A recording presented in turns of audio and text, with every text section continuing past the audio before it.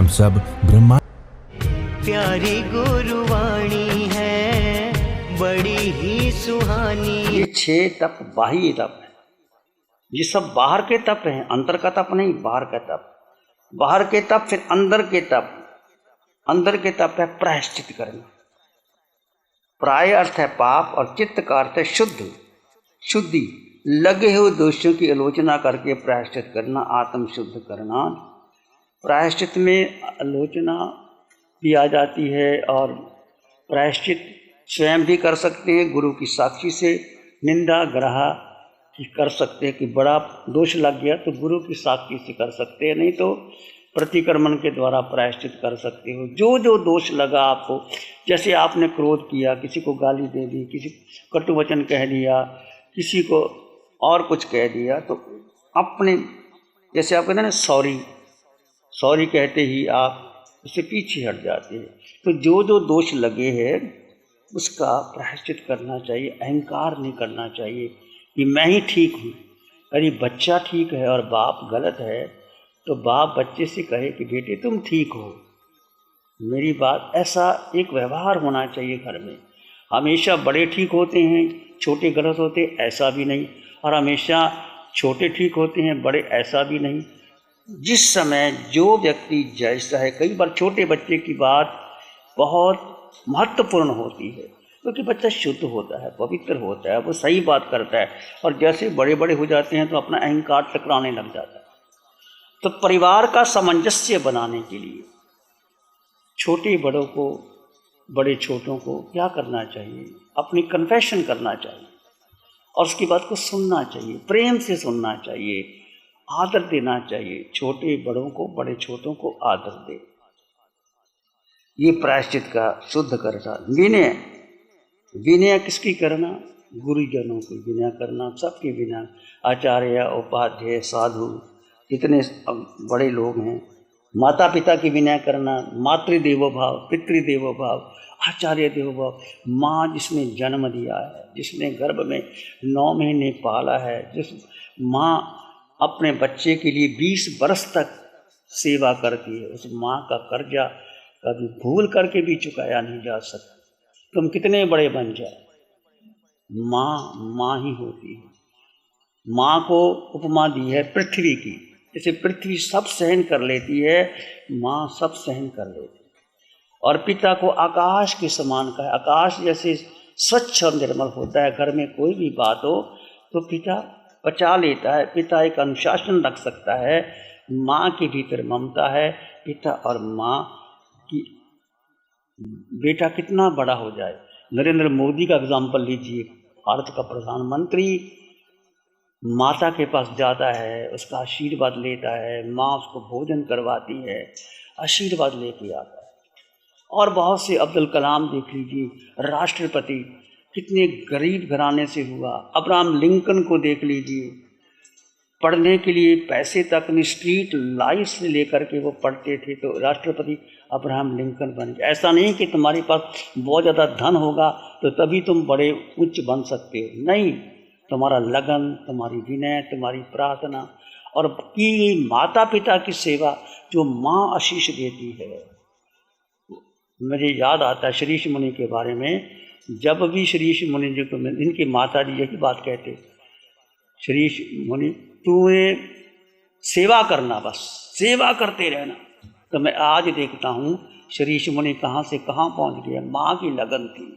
माँ ने ऐसे नहीं कहा कि तुम बहुत बड़े शास्त्र पढ़ना, कि अच्छे प्रवचनकार बन जाना, कुछ नहीं। माँ की एक ही बात है, सेवा करना। एक माँ का वचन, आज देखो श्रीश मुनि कहाँ से कहाँ पहुँच गया। तो भावना की बात है। और श्रीश मुनि ने भी अपनी माँ की बात को स्वीकार किया, ऐसा नहीं कि नहीं किया। सेवा की दृष्टि से, सब तरह से, हर प्रकार के, मैं कभी टोक भी दूँ, कभी भरी सभा में मैं कह देता हूँ श्रीश मुनि चुप कर जा, तो कभी इसने इनकार नहीं किया, मेरी बात को स्वीकार कर लेता है और मेरे लिए ढाल बन के खड़ा हो जाता है। कोई परिस्थिति, कैसी परिस्थिति आ जाए, ये बच्चा सामने आ जाता है और मैं बात को मैं एक सामंजस्य की बात कर रहा हूँ कि कैसे परिवार में, संघ में एक सामंजस्य होना चाहिए और माता का कहा हुआ वचन एक बहुत बड़ी बात है। मेरी माँ पढ़ी लिखी नहीं थी, उसका नाम था विद्या देवी, पर मुझे एक ही बात कहती जब मैं उनके पास गया, शिव ऊपर उठो, ऊपर उठो। एक ही बात कहती, ऊपर उठो, ऊपर उठो। ये कई बार वो माँ की एक बात, और मैं देखता हूं माँ सबसे बड़ा गुरु है।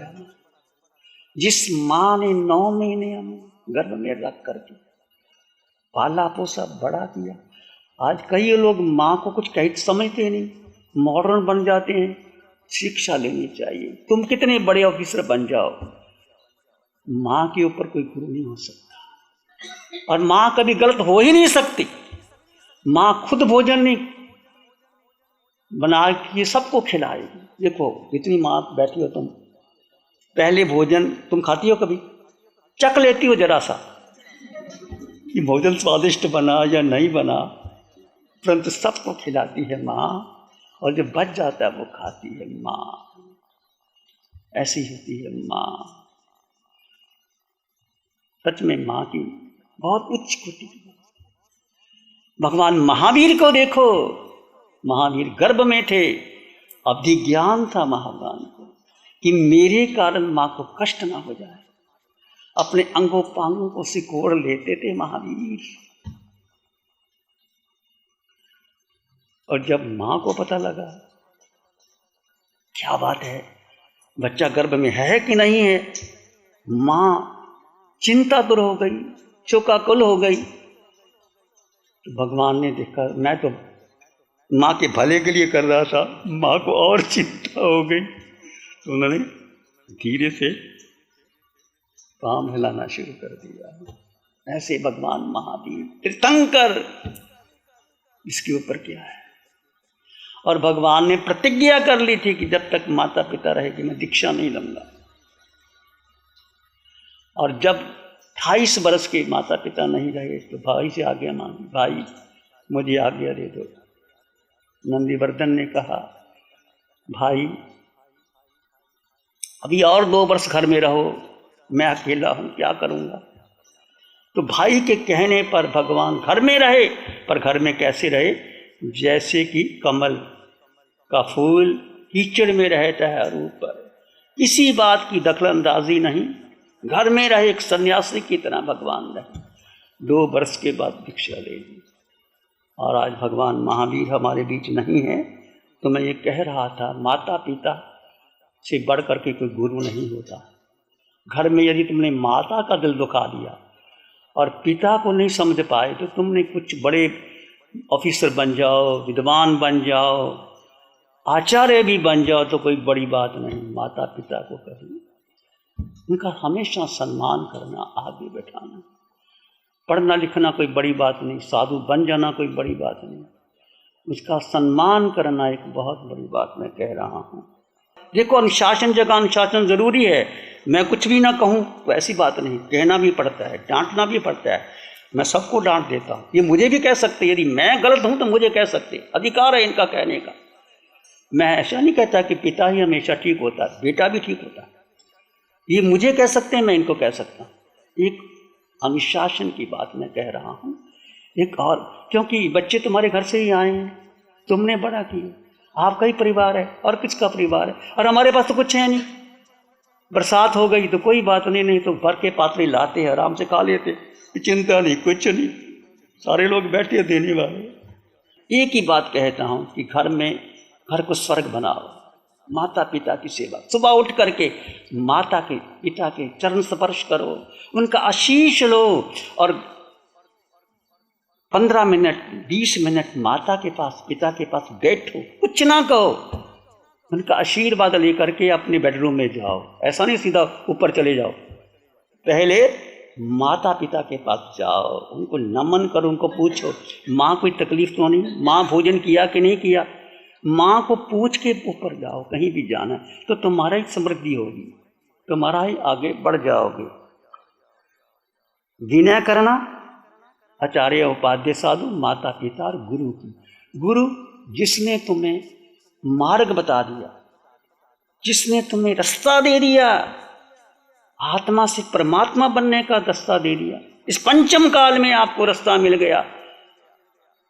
कोई भी गुरु हो सकता है, ऐसा नहीं कहता कोई जैन गुरु होंगे, कोई भी गुरु, उसको अंतर हृदय में समाहित कर लेना, उसके प्रति समर्पित हो जाना, विनय विनय करना। विनय तो बहुत अच्छी बात है। आप जाते हो, जय जिनेंद्र जी कर देते हो, हाथ खड़ा कर देते, कितनी बड़ी बात है। और कई बार हमारे साधु एक दूसरे को विनय नहीं करते, पूछते हैं तुम किस परंपरा के हो, उस परंपरा के हो, फिर ऐसे ऐसे खड़े हो जाते जैसे कि बड़ा करंट लग जाता है उनको। अरे हाथ जोड़ने में क्या तकलीफ है, वंदना ना करो, हाथ तो जोड़ दो। जब गृहस्थ सब कुछ देते हैं, हमें कपड़ा देते, मकान देते, भोजन देते, वो बेचारे चरणों में झुकते हुए, तुम्हारे पास कुछ नहीं, तुम आकड़ में खड़े हो जाते हो।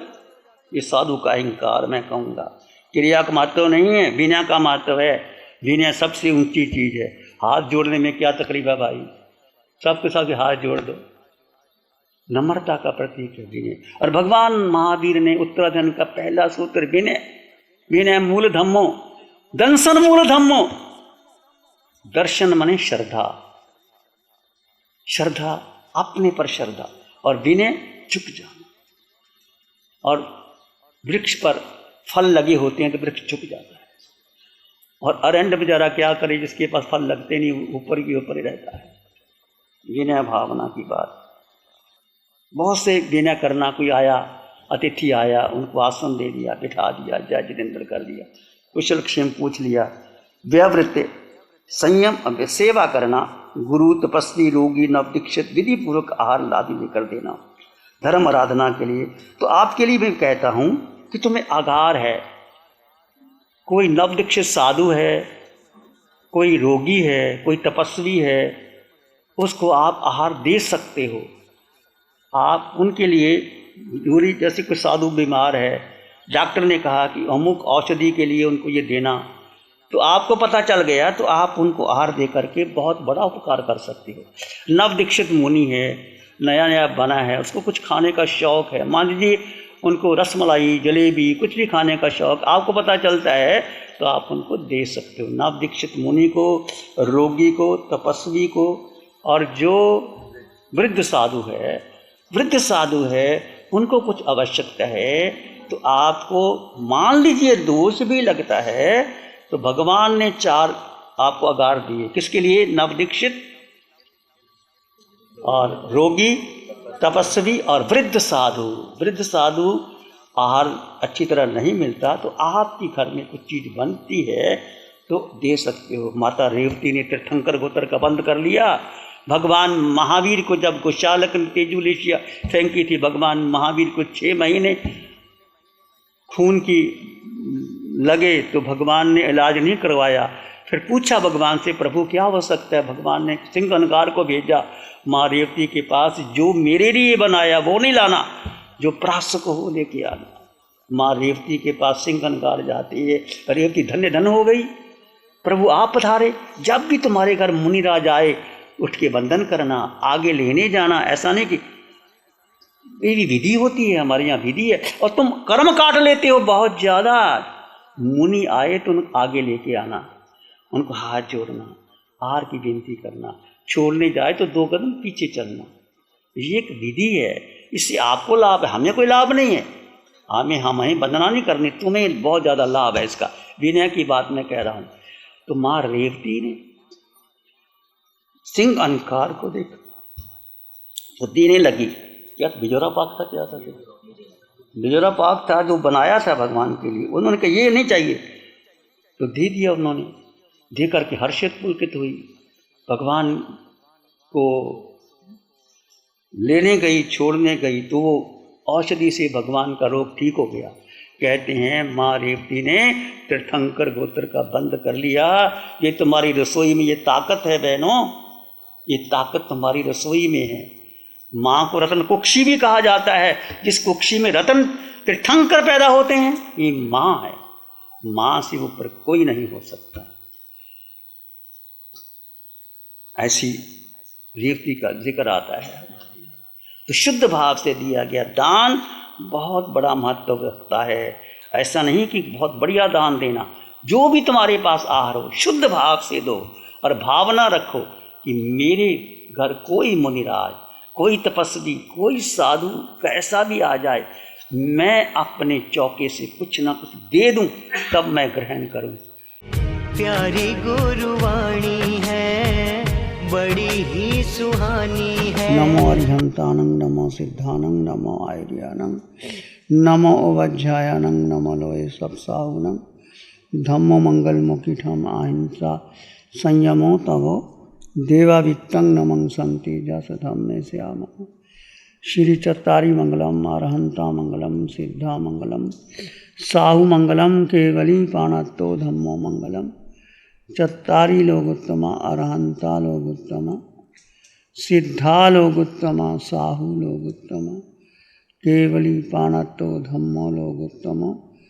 चत्तारी शरणं पवज्जामि, अरहन्ते शरणं पवज्जामि, सिद्धे शरणं पवज्जामि, साहु शरणं पवज्जामि, केवली पाणत्तं धम्मं शरणं पवज्जामि। चारे